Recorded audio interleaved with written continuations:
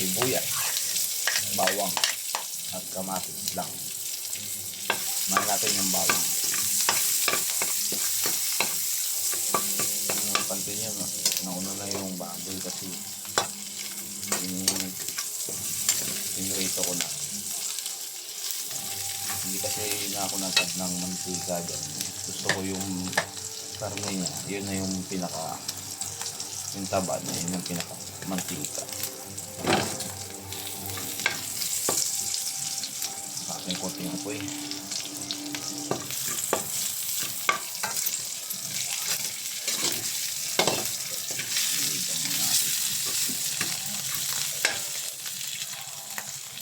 Tapos sibuyas.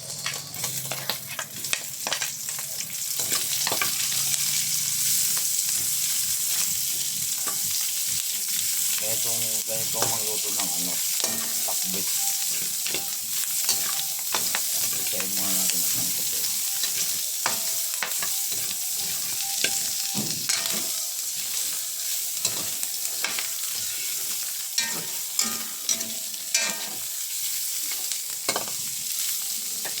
Kailangan masangkot kaya maigil yung sibuyas saka yung bawang.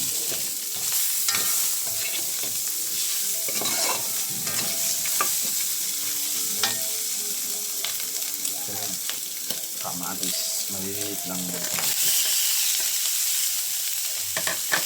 Ganyan ako maglagay ng kamatis. Madamihan ko talaga. Masarap lang pag mas magano.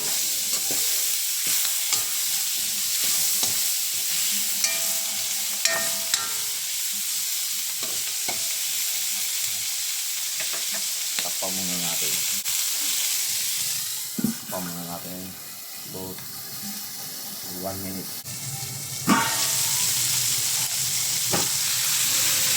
Isin natin yung kanya para mabilis yung luto.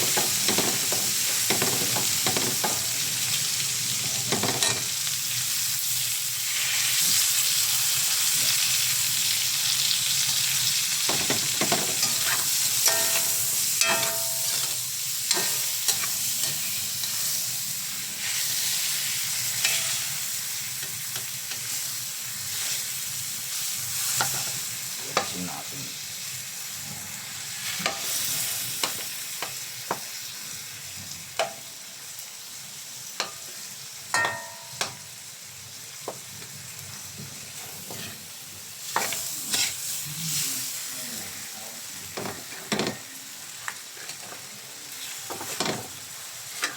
Kamatis kasi hindi ko siya hinahati masyado.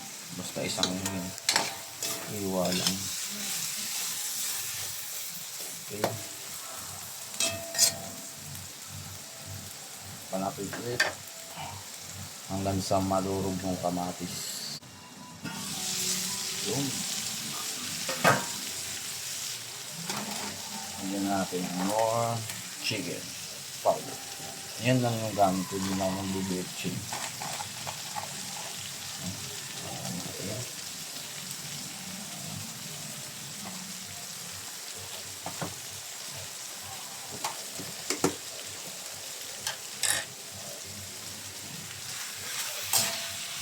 Try natin ang pangkapain dan sa lumabas na yun.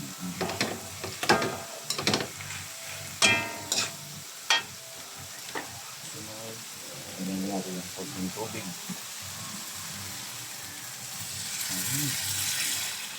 Konti lang.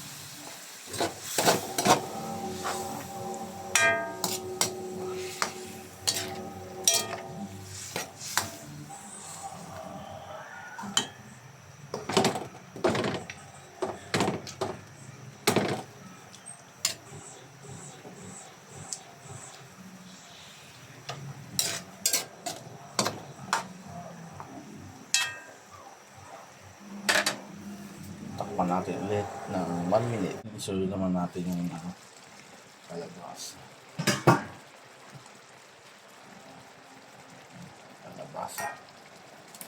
Nunguna ko yung kalabasa kasi para lumambot siya. Para mas mabilis. Matagal kasi ito maluto.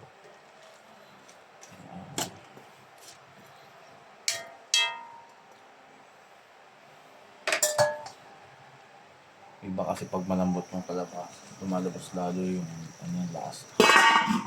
Kaya unahin natin yan guys. Sunod na natin pala yung talong ito guys. Mas gusto ko kasi pagka yung napakalambot ng talong. Talagang sarap siyang kainin. Ano sa mga hindi mahilig sa talong. Antik kaya para mapag-aaral mo kainin. Palambutin mo yung talong. Saka mo na ilas yung mga sitaw, saka okra kasi mabilis lang niya maluto. Sarap yung paghakpok.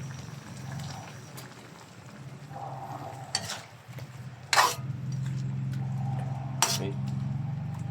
Pa natin ito 3 or 4 minutes or 5 minutes yan. Okay. Pulo na. Pulo na yan. Pero hindi masyado ang manuto yung talong. And guys, nung kaya inuuna ko yung talong, gusto ko kasi talagang ano yung talong utong-uto siya. Kasi pag mga ang ganito, diba guys, parang ang hirap na kayo. Pero hapok na. Hindi malambot na rin yung kalabasa.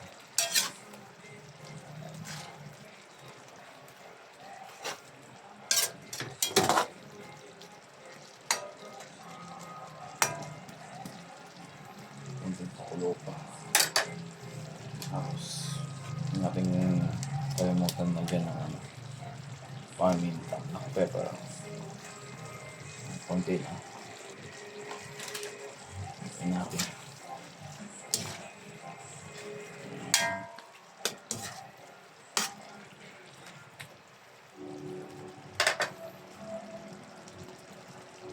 Natin ulit guys para malambot yung talong.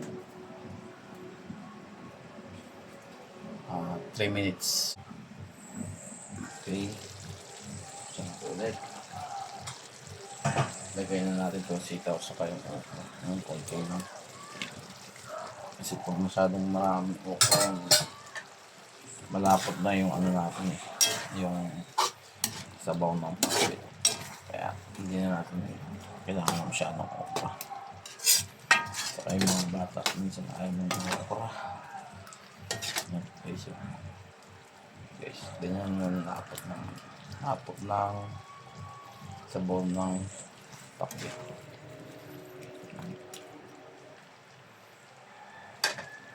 Tapos hindi na ako mag-add ng ano dito, asin o bechin or magic syrup. Ito lang, patis. Konti lang. Konting alat lang. Para ano yung ano niya, manamis-namis siya. No?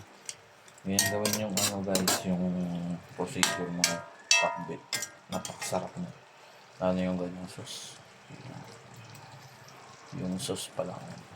Ang ganda. Okay. Takpan natin ng 1 minute.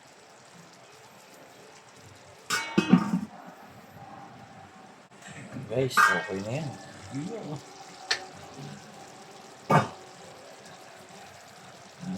Sarap. Lagay na natin ng konti.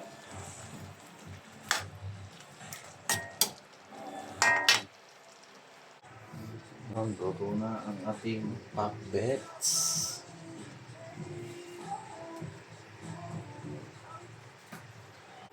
Saan natin?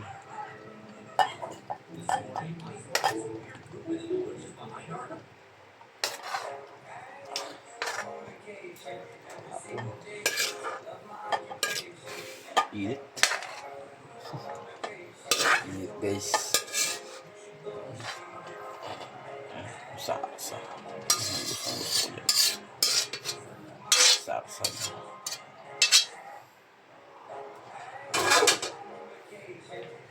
Okay, luto na ang ating pakbets. Ayan, mamaya magluluto naman ako ng pinaritong galunggong. Ayan, masarap na partner dyan. Galunggong. Painig natin yung kawali. Guys, gumamit lang ako ng used oil. Isda lang naman pwede na yan.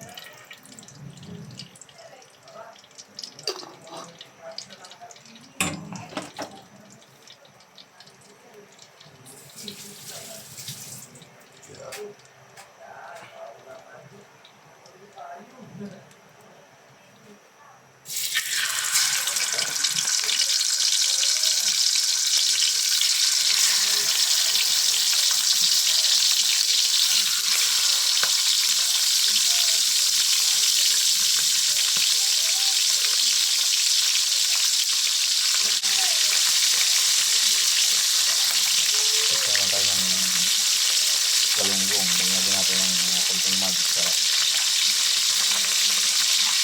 Partner na ating sabot. Ano na natin hanggang sa maluto. Partner na natin guys.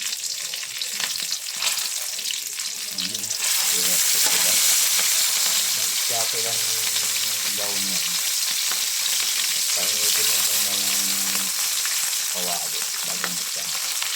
Medyo na magkita.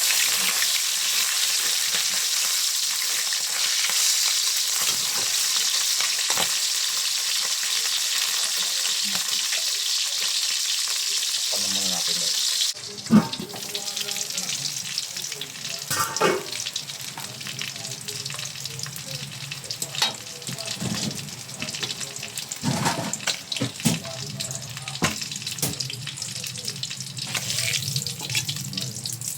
Perfect, diba guys? Walang ano siya. Wala siyang buong. Buong buo siya. Partida pa yan guys. Ito yung ginamit natin para sa magkita.